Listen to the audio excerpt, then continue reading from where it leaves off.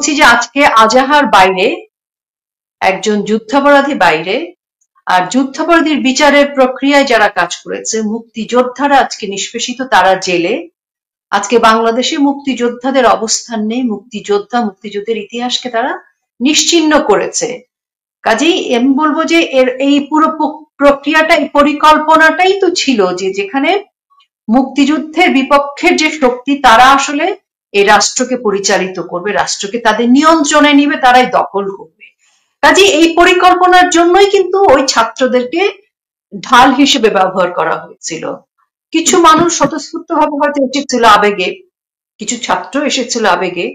সেই আবেগে আসা স্বতঃস্ফূর্ত ছাত্র জনতা কিন্তু শেষ পর্যন্ত ছিল না রাজপথে। সরকার পতনের বা ক্ষমতা দখলের যে চক্রান্তের দিকে ধীরে ধীরে ধাবিত হয়েছে, ধীরে ধীরে আমরা দেখছিলাম যে লাশ পড়ছে, পুলিশ মারা যাচ্ছে, স্থাপনা ধ্বংস হচ্ছে। সেটা কিন্তু ফাইনালি গিয়ে আমরা দেখছি কোথায় গিয়ে ঠেকছে কিন্তু মুক্তিযুদ্ধের ইতিহাসে, সংবিধানে, জাতীয় সঙ্গীতে, জাতীয় পতাকায় এবং যুদ্ধাপরাধীদেরকে বেকসুর খালাস করার ক্ষেত্রে। তো আমরা কিন্তু 5ই আগস্ট থেকে দেখেই আসছি জঙ্গি, সন্ত্রাসী, ক্রিমিনাল, যারা যুদ্ধাপরাধীর দল, তারা মদতদাতা, সকলেই কিন্তু আসলে সম্মানের সাথে রাজকীয়ভাবে তৌহিদি জনতারা যেভাবে ফুলের মালা গলায় দিয়ে আসছে, সেভাবেই তারা আসলে জেলখানা থেকে মুক্ত হচ্ছে। তারাই আজকে ক্ষমতাটাকে তাদের হাতের মুঠোয় রেখে তারা সমস্ত প্রশাসনকে তারা নিয়ন্ত্রণ করছে। কাজে এখানে এটা করার জন্যই তারা ক্ষমতায় এসেছে। এবং যে উপদেষ্টার কথাটি বলেছেন, তিনি শাক দিয়ে মাছ ঢাকতে চেয়েছেন কিংবা তাদেরকে খুশি করতে চেয়েছে। ডক্টর মোহাম্মদ ইউনূস বলে না, ছাত্ররা তাকে নিয়োগ দিয়েছে। তো অনেকেই আমার এরকম দেখাতে চায় জনগণকে যে ছাত্ররা তাদের নিয়োগকর্তা। তো যেই নিয়োগকর্তা হোক আর যাই হোক, আমাদের দেখার বিষয় হচ্ছে আমাদের রাষ্ট্রে আজকে যুদ্ধাপরাধীদেরকে ক্ষমতার শীর্ষস্থানে নিয়ে যাওয়ার যে চক্রান্ত, এটাই ছিল সেখানে। আর ওই যে প্রথমে একবার বলেছি, আরেকবার বলি, আজকে আমরা দেখছি যে যুদ্ধাপরাধী আজহারের মুক্তি না, কিন্তু শুধু আমরা দেখছি যুদ্ধাপরাধীদের ক্ষমতার চূড়ান্ত জায়গায় অবস্থান। একজন আজাহারি যখন বাইরে সম্মানের সাথে ফুলের মালা গলায় দিয়ে বের হয় এবং তাকে নিয়ে কেউ পোস্ট দেয়, সেই উপদেষ্টাদের একজন, তার মানে তাদের কাজই হচ্ছে এদেরকে পুনর্বাসন করা, ক্ষমতায়িত করা। তার মানে আমাদেরকে দেখতে হবে, বুঝতে হবে যে আজকে যুদ্ধাপরাধীদেরকে সেই জায়গায় বসানোর জন্য আজকে বঙ্গবন্ধু কন্যাকে বাংলাদেশের রাজনীতি থেকে, বাংলাদেশকে ধ্বংসের এই আজকের পর্যায়ে নিয়ে আসার, এটাই হচ্ছে চক্রান্ত, এটাই তাদের টার্গেট। আজকের বাংলাদেশে মুক্তিযোদ্ধা কে? তারা তো মুক্তিযোদ্ধাকে মানে না, মুক্তিযুদ্ধের ইতিহাসকে মানে। তারা কিন্তু এগুলো স্বীকার করেছে। এগুলো নিয়ে এখন আর আমরা বিস্মিত না, কারণ ডক্টর মোহাম্মদ ইউনূস প্রথমে বলেছেন রিসেট বাটন, উনি নিশ্চিহ্ন করে দিবেন সবকিছু, এবং বুলডোজার দেখছি, আজকে বুলডোজারের বাংলাদেশ। তার মানে এগুলো থাকবে না, থাকবে কারা? আজহারিরা। আজকে যদি গোলাম আজম বা আজকে যদি অন্য যুদ্ধাপরাধী বেঁচে থাকতো, আজকে তারাও বেরিয়ে আসতো। আজকে উনি বেঁচে আছেন নাকি উনি বেরিয়েছে, আজকে সকলেই বেরিয়ে আসতো। এবং যুদ্ধাপরাধীর বিচারের সাথে যারা সম্পৃক্ত, তাদের পরিণতি আরো খারাপ। তারা সেই জন্যই তারা আজকে ক্ষমতায়। তারা বাংলাদেশের ইতিহাসে বাংলাদেশ থাকবে না, 1971 থাকবে না, বঙ্গবন্ধু থাকবে না, এটা তারা স্পষ্ট বলে দিয়েছে, কোনো রাগঢাক নেই। কিন্তু যে পোস্ট দিয়েছে, যে উপদেষ্টা, এই উপদেষ্টা তো তিনি তো তার প্রটোকলে থেকে এটা দিতে পারেন না। প্রথমত তারা সকলে অবৈধ, কিন্তু তারপরও তারা অবৈধ হয়েও তারা যে ধরনের কথাবার্তা কাজ করছেন, আজকে বঙ্গবন্ধু কন্যা, বঙ্গবন্ধু এবং মুক্তিযোদ্ধাদের যে পরিণতি, এবং তারপর আজহারি, আমার মনে হয় আমাদেরকে এগুলো ইঙ্গিত দেয়া যে আমাদের সময় হয়ে গেছে ফাইনাল ট্যাগলাইন তৈরি করার। কারণ এখন তো অস্পষ্টতা নেই যে কারা কি করছে দেশে, মানে দেশটা কাদের হাতে আর আমরা কোথায়। তো যেহেতু এটা স্পষ্ট, এখন ট্যাগলাইন ঠিক করতে হবে যে গোলাম আজমের বাংলাদেশ থাকবে নাকি মুক্তিযোদ্ধার বাংলাদেশ থাকবে। ট্যাগলাইন এটাই, আজহারির বাংলাদেশ হবে নাকি মুক্তিযোদ্ধাদের বাংলাদেশ হবে।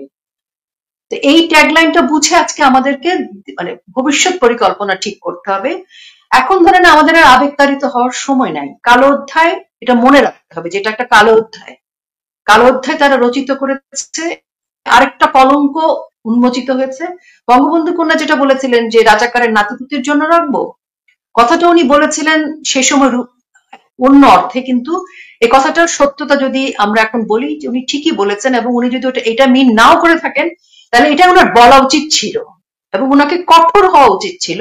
কিন্তু বঙ্গবন্ধু কন্যা কঠোর হননি, আওয়ামী লীগ কঠোর হয়নি, কিন্তু আজকে বাংলাদেশের জনগণ যে ট্যাগলাইন পেয়ে গেছে, ধরেন আওয়ামী লীগ না করলেও তো একটা মুক্তিযোদ্ধার পরিবারের অহংকারের জায়গা তো অন্যরকম। একটা শহীদ পরিবার, সে হয়তো আওয়ামী লীগ করে না, কিন্তু তার অহংকারকে তো আপনি ছোট করতে পারবেন না।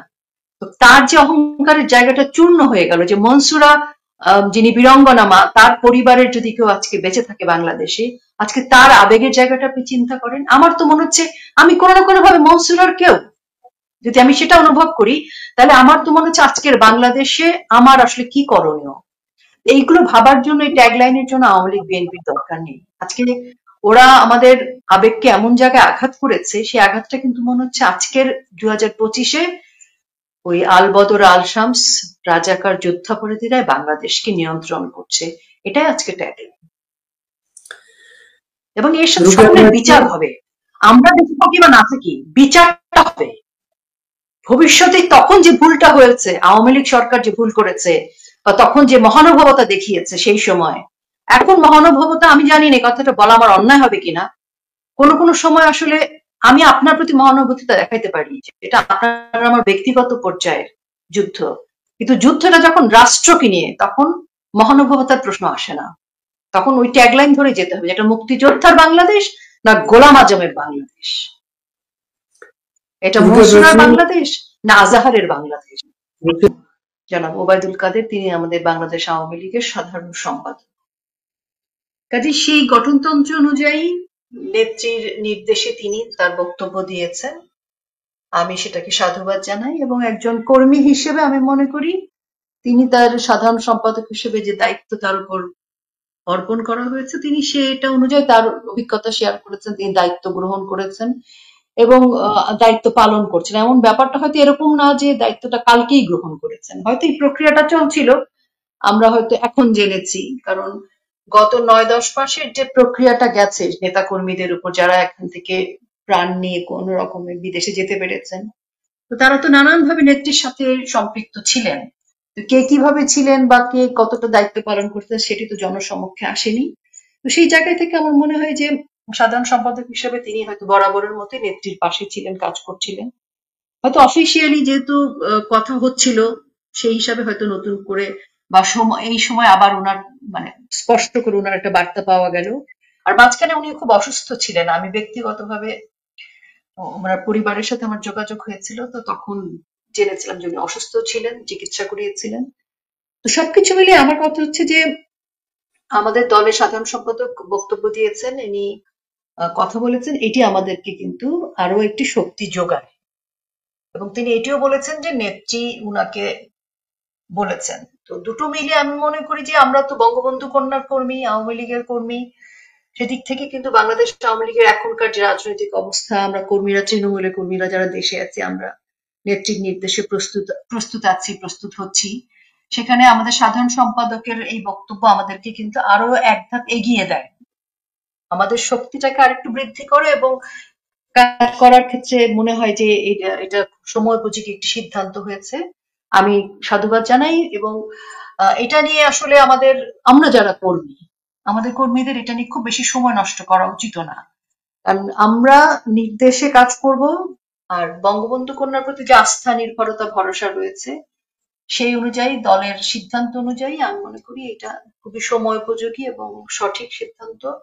আর সঠিক বেঠিকের চেয়ে অনেক বড় যে কথা, সেটি হচ্ছে নেত্রীর নির্দেশে, নেত্রীর নির্দেশে সিদ্ধান্তে কিন্তু আমরা যুদ্ধের জন্য প্রস্তুত। নেত্রীর সিদ্ধান্ত নির্দেশনার মধ্যে আমাদের সাধারণ সম্পাদক সহ আরো যারা সম্পৃক্ত আছেন বা হচ্ছেন, সকলেই নিশ্চয়ই আমাদের কেউ সেনাপতি, কেউ জিন নাজির থাকবেন। তো সেটাই যুদ্ধের প্রক্রিয়া। আমি অনুপ্রাণিত ব্যক্তিগতভাবে। আজকে আমরা তবে আমি বলি যে ভিডিওটা আমরা ওনার যে কথাগুলো শুনলাম, তাতে আমার একটা জিনিস মনে হচ্ছে, উনি কিন্তু যখন ওনার হার্ট অ্যাটাক হলেন, উনি অসুস্থ হলেন, সিঙ্গাপুরে গিয়ে চিকিৎসা করে আসলেন, তখনই কিন্তু ওনার প্রায় সবাই বলছিলেন যে আশা নেই। তো সেই সময় উনি কিন্তু ফিরে এসেছেন যখন, তখন সবাই বলছিল যে বোনাস লাইফ। তা আমার মনে হচ্ছে যে এইবার যিনি ফিরে এসেছেন হয়তো ওনার দেশের জন্য কিছু কাজ করা বাকি আছে, তা নাহলে ওদিন কিন্তু ওনার বেঁচে থাকার কথা না। তো মানুষকে আল্লাহ তখনই বাঁচিয়ে রাখেন যখন তার কিছু কাজ থাকে মানুষের জন্য। তো নিশ্চয়ই সেই জন্য আল্লাহ ওনাকে হায়াত দিয়েছেন, উনি হয়তো আমাদের জন্য দেশের জন্য কিছু করতে পারবেন আরো। সেই বোনাস সময়টা আল্লাহ ওনাকে দিয়েছেন, আরেকটা নতুন লাইফ লাইন। আমি ওনার জন্য দোয়া করি। মনে করি যে আমাদের জন্য কাজ করার ক্ষেত্রে এটা বেশ ভালো একটা বিষয় ঘটেছে, পজিটিভ। আমার এখন মানে আমি শুধু বলতে চাই যে আমরা এখন যে সময় আছি বাংলাদেশে, সেখানে আহ বাংলাদেশে যারা আছেন তাদের যেমন অনেক বেশি এখন সামনে আসা প্রয়োজন, যারা বিদেশে আছেন তাদেরও সামনে আসা প্রয়োজন। আমাদের অনেক ইনবক্স গ্রুপ আছে, আমার অনুরোধ থাকবে যে ইনবক্স গ্রুপ আমাদের কাজের প্রয়োজনে থাকবে। ইনবক্স গ্রুপের অনেক প্রয়োজনীয়তা আছে, অনেক স্ট্র্যাটেজি ঠিক করবার জন্য অনেক ইনবক্স গ্রুপের মধ্যে আলোচনা করতেই হয়, সেটা খুব জরুরি। কিন্তু পাশাপাশি টাইম লাইনও আমাদেরকে আসতে হবে। ধরেন আমাদের যদি কোনো একটা গ্রুপ থাকে 20,000, সেই 20,000-এর 10,000 যদি আমাদের এক একটা শো বা এক একটা পোস্ট, এক একটা ইনফরমেশন কনভে করে সব জায়গায়, ওনারা যদি সেটাকে শেয়ার দেন, ভিউ করেন, তাহলে আমাদের তথ্যগুলো প্রচার হবে। যে তথ্য প্রচার না হওয়ার কারণেই কিন্তু আমরা তথ্যের দ্বারা কিন্তু তথ্য সন্ত্রাসীর শিকার হয়েছিলাম জুলাই আগস্টে। এটা কিন্তু অনেক বড় আঘাত ছিল। আওয়ামী লীগ তথ্য সন্ত্রাসের আঘাতেও ইয়ে হয়েছিল, পরাভূত হয়েছিল। সেই কারণে আমি বলবো যে এখনো আমাদের যে লড়াইটা চলছে, এই লড়াইতে আমাদের অনলাইনের তথ্যের যে জয় হওয়া দরকার। সেই শক্তিশালী যোদ্ধা প্রয়োজন। অনলাইন যোদ্ধা যদি আমাদের না থাকে, কারণ জামাতের প্রচুর আইডি, ওদের এক একটা পোস্ট ওরা 1000, 1200, 2000, 5000 লক্ষে চলে যায়, সেখানে আমাদের এমনিতেই ভিউ হয় না। তো আমাদের যদি জনবল না থাকে, সাইবার যোদ্ধা না থাকে, টাইম লাইনের যোদ্ধা না থাকে, তাহলে আমাদের কথা আমরা তো জনগণের কাছে সত্যটাও পৌঁছাতে পারবো না। বঙ্গবন্ধু কন্যা যে কথাগুলো বলেছিলেন সেটা কিন্তু জুলাইতে উনি বলেছিলেন, কিন্তু সেই সত্য কথা আমাদের জনগণের কাছে পৌঁছায়নি, কারণ আমাদের সাইবার যোদ্ধা তখন ছিল না।